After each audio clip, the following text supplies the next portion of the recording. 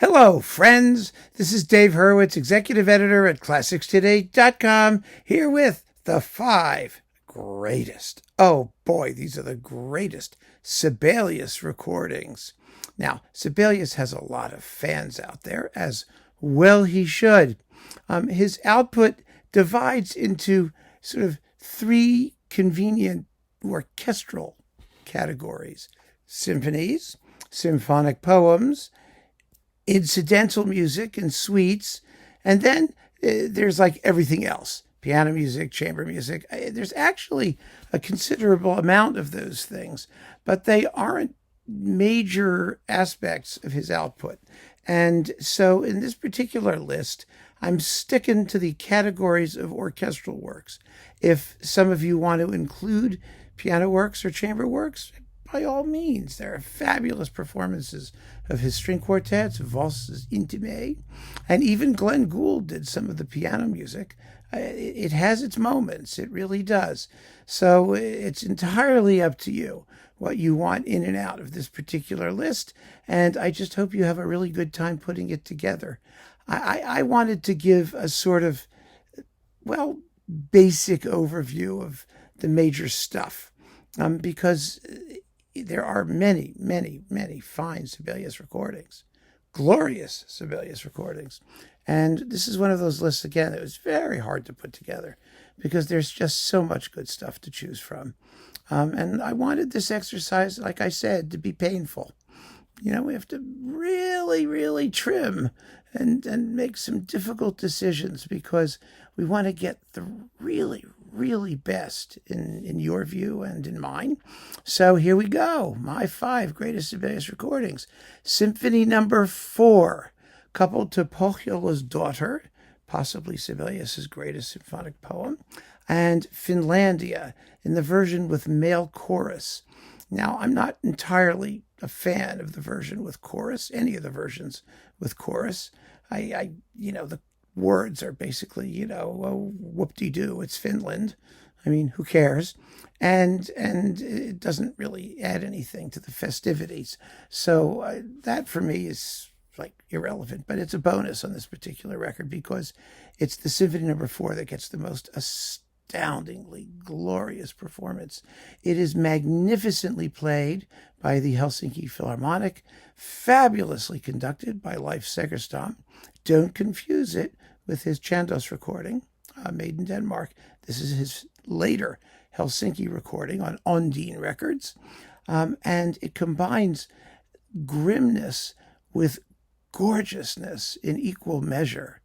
It's kind of like, it's kind of like Wozzeck, or something like that, where what's going on is, or Salome. I mean, what's going on is just terrifying, but it's so beautifully done that you're drawn into it nonetheless. It has a hypnotic beauty in its bleakness and its totally uncaring, unsentimental darkness. It's just fabulous performance.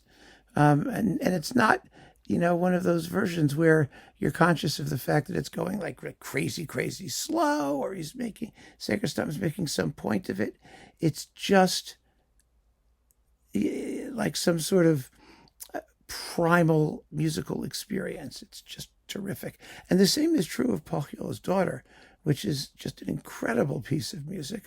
A lot depends in both of these works on the quality of the string playing. And Segerstam was a violinist, and he spent a lot of time getting the orchestral strings to play with exceptional finesse. Not just phrasing, but also in even the quality of tremolos and their timbral qualities. They're really, really special and very apt for Sibelius. So it's a glorious record, and it's something that I think everybody should hear. Next, Symphony No. 6, the most elusive of all the Sibelius symphonies. It almost never gets performed. It ends softly. It's a strange piece. It really is. Sibelius compared it to a glass of clear spring water. And that's actually a rather apt comparison because it's very refreshing. It really is, but it's emotionally, it's hard to sort of triangulate what it's doing. As a result of that, a lot of performances take it either too slowly or muck around with it in some way. This performance with Nimi Järvi and the Gothenburg Symphony on Bis, his first Sibelius cycle, the much better of the two, is really exceptional because, it's one of those guys, Järvi's one of those guys who comes in and just says, oh, for heaven's sake, screw the philosophy, just play the damn thing. And that's what they do. They just let it happen. They let it unfold. And that's particularly important. At the end of the first movement, it has one of those endings where Sibelius doesn't really know how he wants it to stop. And so he makes several efforts until it sort of just breaks off. All of these enigmatic elements are just taken at face value for what they are. And they're played simply and expressively and recorded with glowing transparency. And it's marvelous. You also get, with this particular performance, the magnificent Pelleas and Melisande suite. Pelleas and Melisande in English, it's easier to say. And that is one of Sibelius's best suites of incidental music, one of his better known ones. It's a big work. It's as long as the symphony, maybe even longer. And it has some amazingly atmospheric movements. My favorite is Melisande at the spinning wheel, which is so sinister. Really, since the English horn just goes, da over and over again as it's like spinning around. And it's, oh my goodness, it's atmospheric. It's just fabulous. So, and that's equally well performed. So that's an amazing disc. And it really got very little attention and gets very little attention because nobody much cares about the Sixth Symphony. But you should, because it's really quite something.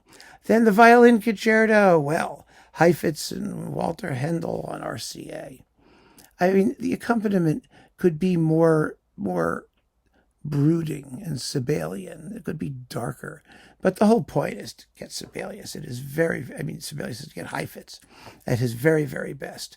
I mean, it was Heifetz who essentially discovered this concerto in his recording with Beecham, which I didn't pick because it's a historical recording and the sonics are quite limited. And you really need to hear the piece in stereo because it's one of the most amazing bits of orchestration you'll ever hear in a violin concerto. I mean, essentially, the entire orchestral part never goes above middle C. It's a joke, of course, it does. But you hear the violin atop this sort of roiling, dark, plasma-like accompaniment, and the lava flow or something. I don't know, whatever you call it. It's really a fabulous exercise in timbral contrast. And it can come apart terribly in performance. I mean, I've seen performances where the violinist and the orchestra seem to be playing completely different works. It has to be integrated, but the orchestral part is a genuine opposing force. And Heifetz, of course, is astonishing. I mean, the tempos are swift. He never misses an anything, a phrasing, a slur, whatever, you name it. It's the first movement is intensely passionate. The second movement, lyrical and lovely. And the finale is just dazzling, absolutely dazzling, at a tempo that most violinists wouldn't dare. It's just astonishing. And so that's definitely an important recording, really an important recording. Symphony No. 2, Sibelius's most popular symphony. It's not my particular favorite, but I have to acknowledge that George Szell owned this piece. He made 2 recordings of it, one with the Concerto, a glorious performance on Philips, which is now Decca, and which you should certainly be free to sample, if that's the only one you can get your hands on. But if you can, get his live recording made in Tokyo just a short time before his death on the last tour of the Cleveland Orchestra. It was in 1970, I believe. He flew home after that tour, went into the hospital, and died. And the circumstances give the performance a sort of, mystical aura. But if we didn't know any of that, it wouldn't matter, because the playing of the orchestra and the sonics are fabulous. It's recorded by Japanese radio. NHK Broadcasting, I think, made the record. But wow, what a performance. I mean, even Szell acknowledged it was just unbelievable. Everybody just went beyond themselves. It was one of those rare moments. I mean, we're so happy they exist, where everything just went right. Absolutely right, and it was superhuman. The performance is like a force of nature. It just I can't even describe it. You just have to hear it, and it's amazing. Finally, a big collection of tone poems, a 2-disc set on Chandos featuring Alexander Gibson and the Scottish National Orchestra. This was before Chandos became a big deal. They're not digital recordings, but they're superb analog recordings. And you get all the major tone poems. Finlandia, thank God, without the chorus. On Saga, Pohjola's Daughter. Really just amazingly natural, lively, fresh, unaffected. It's the kind of thing that you always want in Sibelius. And Gibson was a marvelous Sibelian. He really was.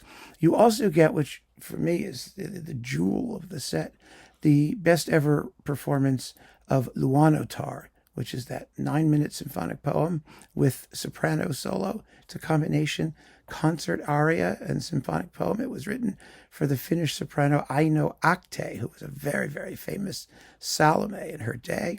It's very difficult to sing. Oh my God, we performed it in my orchestra because we had a really fine young soprano with a huge voice who was willing to learn Finnish in order to play it. And it is incredible. It's lusciously scored for 2 harps, 2 sets of timpani, and it's a creation myth in Finnish, of course. So that's, you'll get past that. And I don't care about what the words are. I mean, it just sounds so primal and mystical. Oh my God. And Phyllis Brynjolfsson is the soloist. She is a contemporary music soprano. She specialized in doing difficult modern music, which is actually perfect for this. But she does difficult modern music, but has a beautiful voice and absolutely perfect pitch, which you gotta have when you do this. Because it's kind of like the violin concerto. The vocal part doesn't really get any support from the orchestra. It just has to be there. And she's there. It has the most remarkable fadeaway ending as the voice just evaporates in the high tones of the violins. It's really exceptional. And Gibson nails the climax, as he does Oceanides too.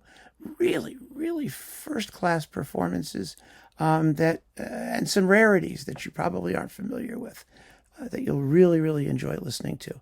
It's a great set. And so those, my friends, are the 5 greatest Sibelius recordings. I'm very interested to hear yours. So let's go for it and keep on listening. Take care.